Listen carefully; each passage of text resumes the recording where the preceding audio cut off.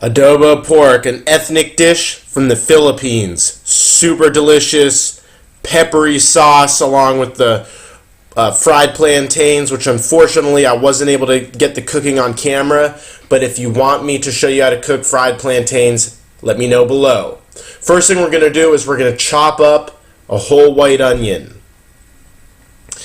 And right here, I just chopped through it one time, but later on I actually chopped through it again because I realized I didn't want big, long strands in my sauce. I wanted them a little shorter so they weren't slapping me in the face while I tried to eat. Next thing we're going to do, smash the garlic with your palm. We're going to do that with every single clove. And then what we're going to do, you can always mince it, but I did have a garlic crusher, so that's what I used.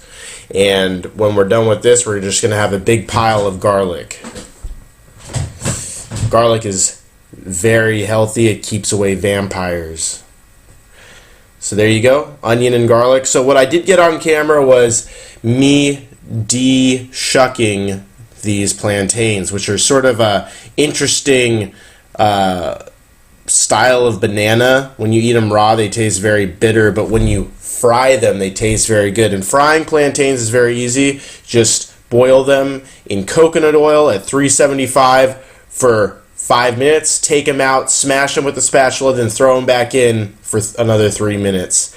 So there you go. I did it that way with the knife, and then I realized that, wow, I can just do it with my hands like that and have a perfectly shucked plantain. And unfortunately, I wasn't able to get that cooking on camera. I used a ton of coconut oil, and the product at the very end was super yum yum. There you go. Onions, garlic, plantains. The next thing we're going to do, chop up this tenderloin. Actually, it was a pork loin, but a tenderloin would have been better. And we want to just get it in those small little bite-sized chunks of porkatha. And as you can see here, I chopped it like that, and now I'm slowly creating a pile of pork that we are going to cook. And this is going to be a really, really good recipe. Like, man, it's good. Seriously. So we're going to melt the coconut oil over medium heat. We're going to throw in the onion and the garlic and cook it for about 5 minutes until it is translucent. Okay?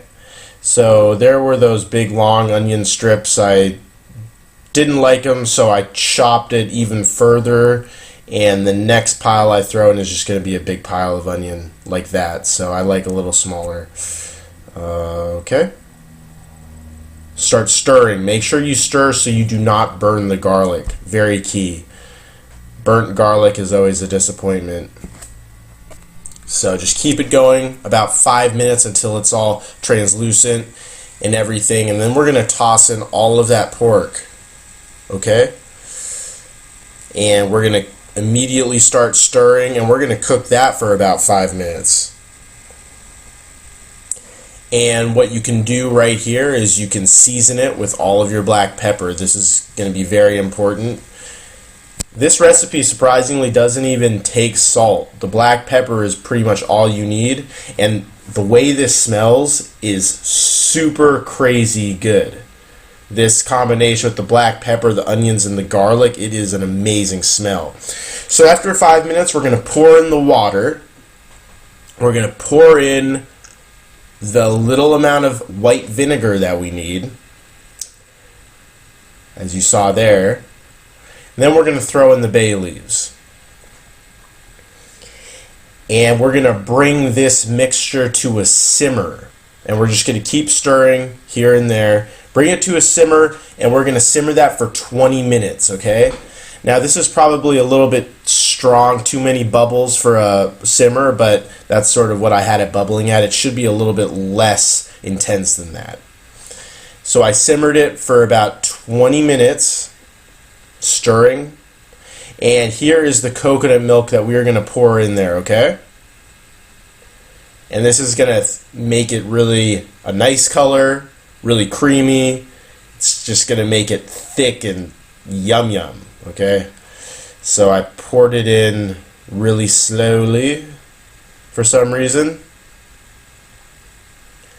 Disturbingly slow, but I poured it in, and then I proceeded to stir and cook it for another 10 minutes. And that is sort of how it started looking. Super good. And there you go. Those are the fried plantains, nice and crunchy, a perfect side dish for this recipe. And surprisingly, this whole thing is completely paleo, unless you say that deep frying makes it unpaleo, but I'm not going to go there. Deep frying in my world, as long as you're doing it in coconut oil, is still paleo. I'm not completely orthodox paleo when I do eat paleo. So there you go. I mixed that adobo pork with the plantains, and Forager Pro, the meal planner for iPhone and Android, will have cooking directions, ingredients. You can add all of the ingredients to your grocery list, and a step-by-step directions and the video are all in the app. Highly suggest you download this so you can get this amazing adobo pork ethnic Filipino recipe into your meal plan. It is super good, and I really hope you guys check out the next video. Cheers.